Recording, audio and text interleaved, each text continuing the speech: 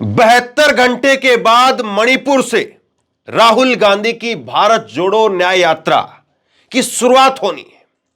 लेकिन 72 घंटे पहले ऐसा लगता कि बीजेपी की तमाम कोशिशों के बावजूद आखिरकार वही हो गया है जिस बात का बीजेपी को डर था। और पूरी तरह से इस खबर ने, जो खबर मैं आपके सामने रखने जा रहा हूं, पूरी तरह से इस खबर ने डबल इंजन की पोल खोल करके रख दी है। पिछले 8 महीने से मणिपुर जल रहा है और उस जलते हुए मणिपुर को लेकर के प्रधानमंत्री नरेंद्र मोदी के कितने वक्तव्य आए हैं, कितने बयान आए हैं, कितनी बार, कितनी मिनट के लिए नरेंद्र मोदी बोले हैं, तो उंगलियों पर गिना जा सकता है। और अभी तक शांति स्थापित होने में वहां पर सरकार कामयाब नहीं हो पाई है। बीच बीच में खबरें आती कि सामान्य हो गया है, ठीक हो गया है, लेकिन फिर से खबरें आती हैं कि इतने जिलों में कर्फ्यू लग गया है, ये हो गया है और ये हो गया है। अब राहुल गांधी की यात्रा शुरू होनी है। 14 तारीख सुबह से राहुल गांधी की यात्रा शुरू होनी है और उससे 72 घंटे पहले मणिपुर के अंदर 4 और लोगों को कत्लेआम कर दिया गया है। लेकिन यह खबर कहीं नहीं है, इस खबर पर कोई डिबेट नहीं है, इस खबर पर कोई चर्चा नहीं है। सोचिए कितना बड़ा थ्रेट है ये। और राहुल गांधी वहीं उसी मणिपुर से न्याय यात्रा की शुरुआत कर रहे हैं कि मणिपुर के लोगों को न्याय मिलना चाहिए। और जाहिर सी बात है, किसी राज्य में अगर इतना बड़ा तांडव हो रहा हो तो कम से कम उस राज्य के लोगों को इंसाफ तो मिलना चाहिए। उस राज्य के लोगों को भी शांति से, प्रेम से, बिना डर के, बिना खौफ के जिंदगी जीने का हक है। लेकिन वो हक पिछले 8 महीनों से ऐसा लगता है कि उन लोगों से दूर हो गया है। इन खबरों के ऊपर सन्नाटा है, इन खबरों के ऊपर चुप्पी है।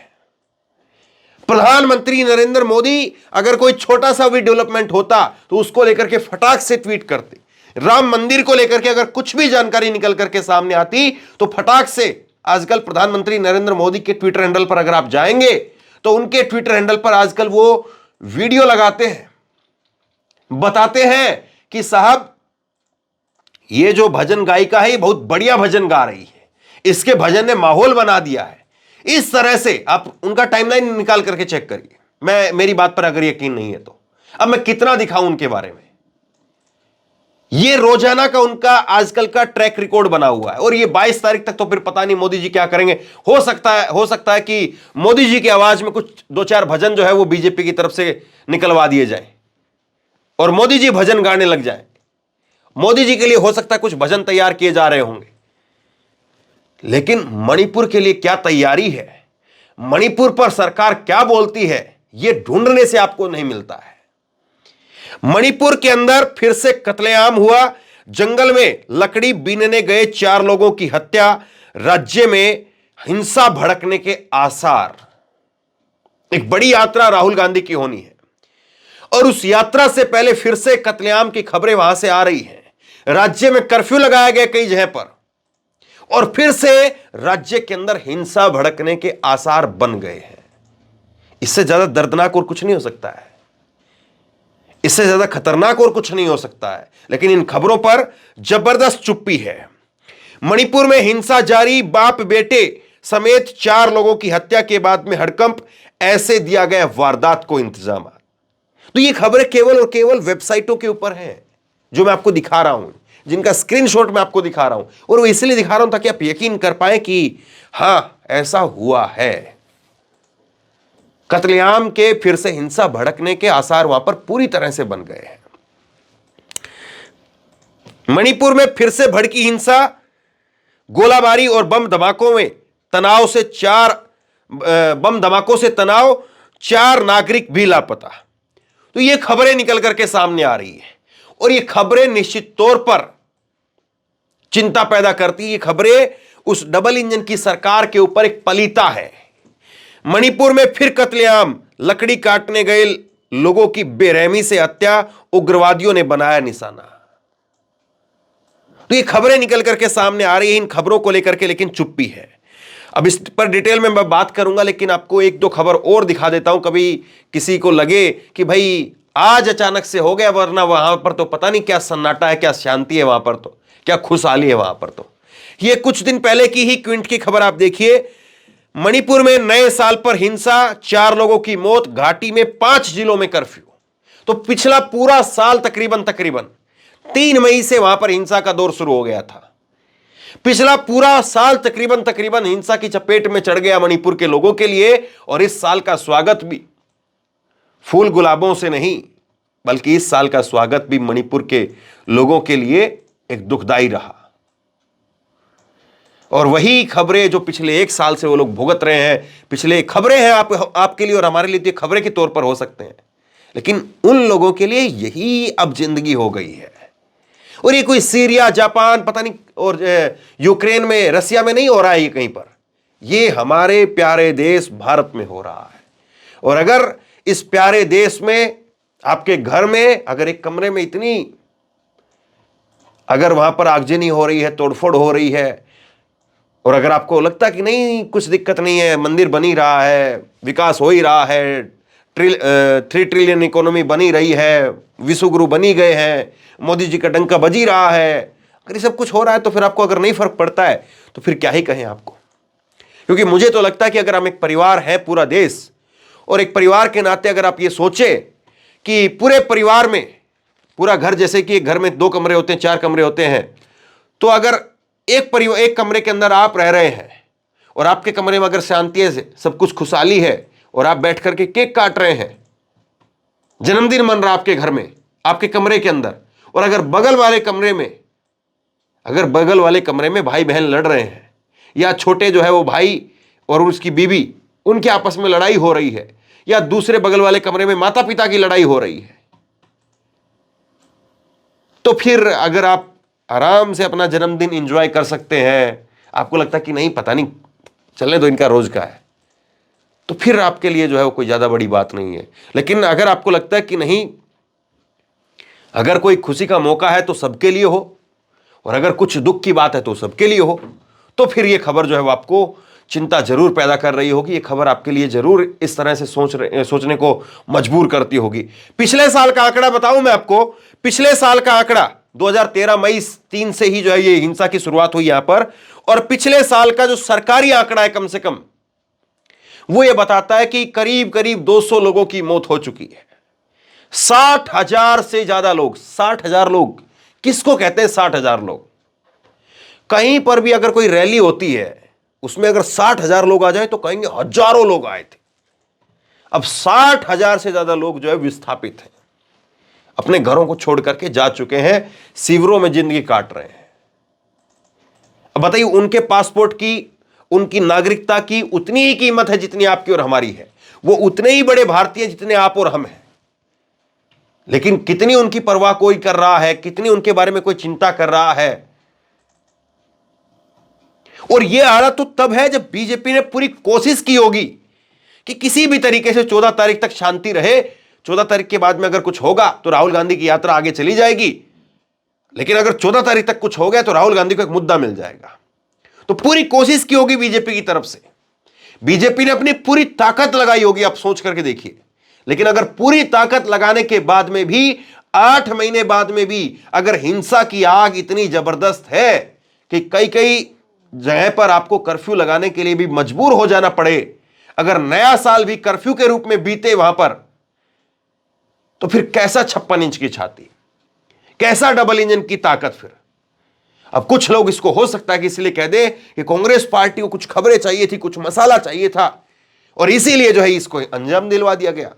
अब मूर्खों के साथ में आप कितनी बहस कर सकते हैं? भाई सरकार उनकी है, इंटेलिजेंस उनका है, ऊपर से नीचे तक सरकार उनकी है। अगर राहुल गांधी ने करवाया है, कांग्रेस पार्टी ने करवाया है, तो सबके सामने लेकर के आइए ना इस बात को। ऐसे फर्जी व्हाट्सएप के ऊपर जो है चला करके अब क्या हासिल कर लेंगे? फर्जी व्हाट्सएप पर कह करके कि राहुल गांधी ने ऐसा करवाया है क्योंकि यात्रा से पहले उसको माहौल बनाना था, राहुल गांधी ने इसलिए ऐसा करवाया क्योंकि भाषणों के अंदर मोदी को टारगेट करना था।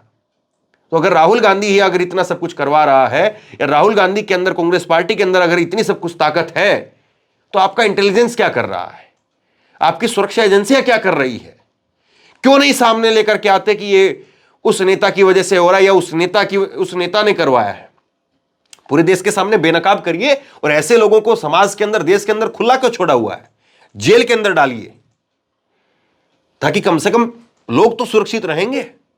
लोगों को तो कोई नहीं मरवा पाएगा, लेकिन अपनी नाकामी नहीं, अपनी नाकामी के ऊपर बात नहीं और दूसरे के ऊपर फर्जी में ठिकरा फोड़ करके बात खत्म हो गई। इसे कहते हैं कुतर्क,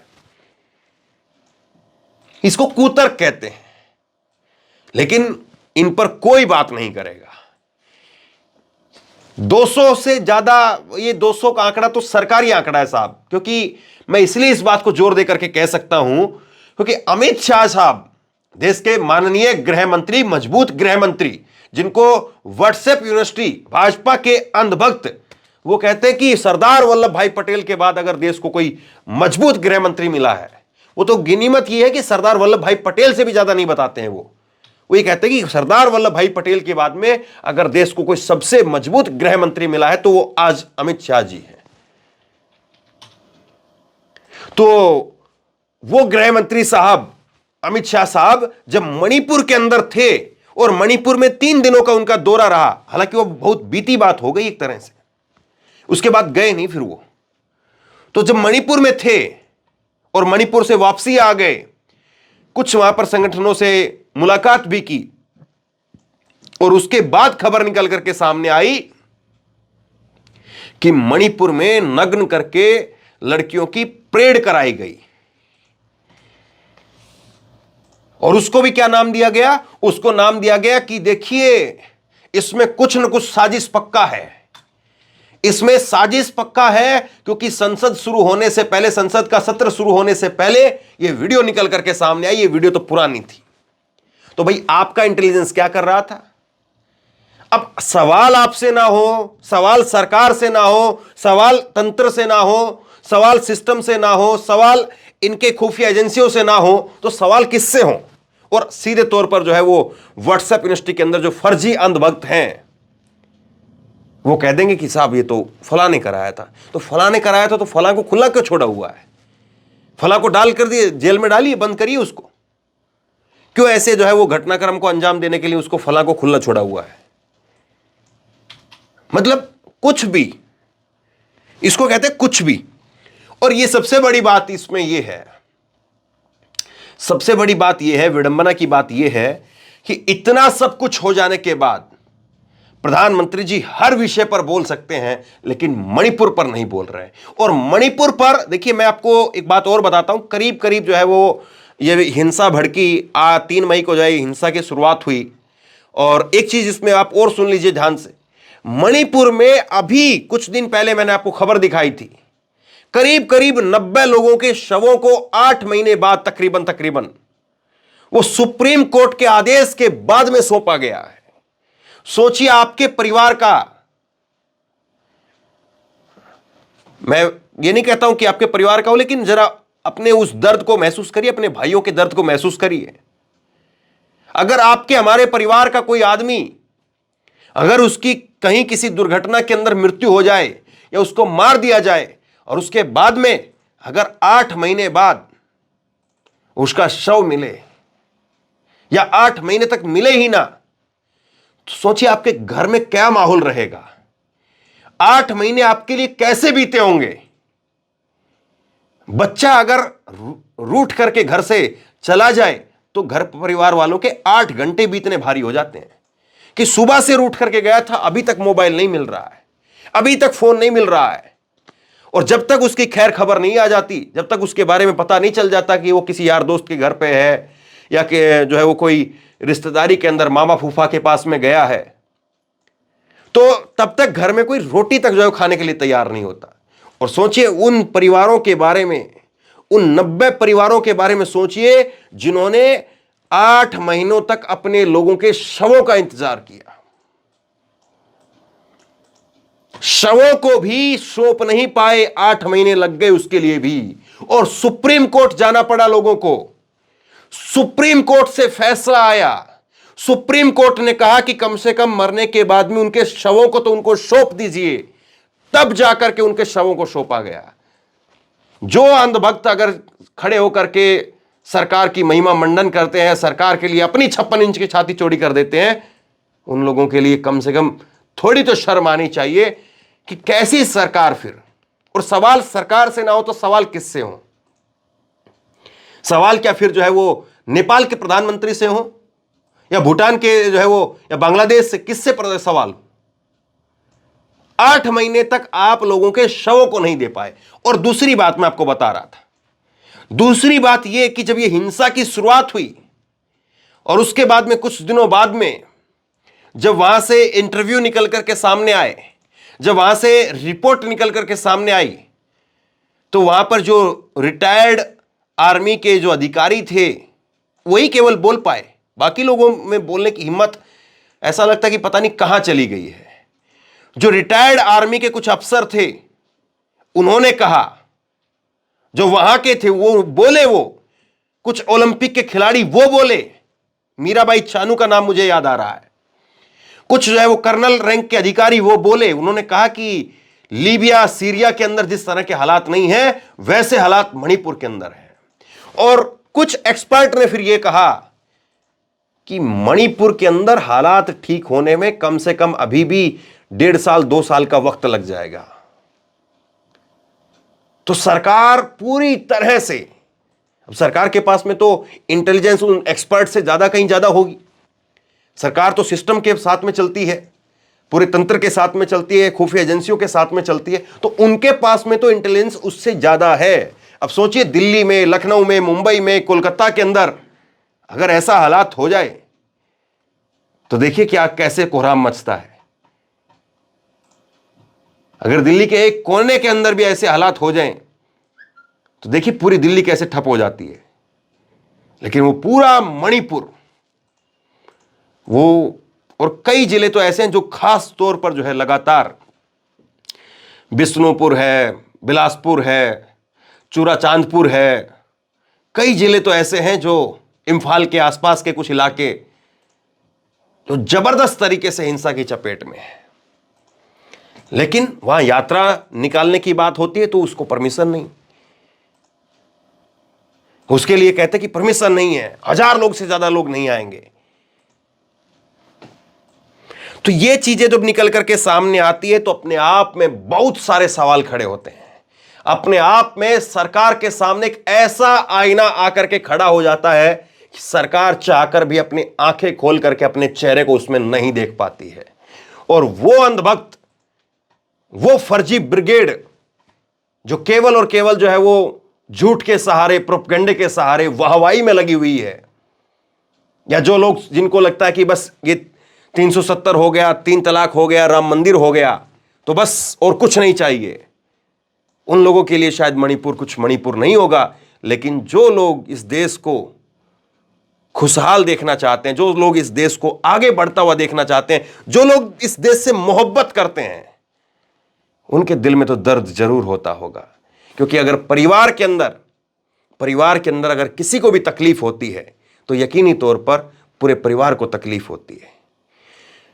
जो इंसान अपने आप में ही इतना खोया हुआ है, इतना डूबा हुआ है कि उसको अपने शरीर की सुध-बुध नहीं है, वो तो दूसरे की क्या ही महसूस करेगा। लेकिन अगर कोई जीता जागता स्वस्थ आदमी है तो कम से कम अगर परिवार में किसी को तकलीफ हो रही है, दुख हो रही है, तो उसको जरूर तकलीफ होगी।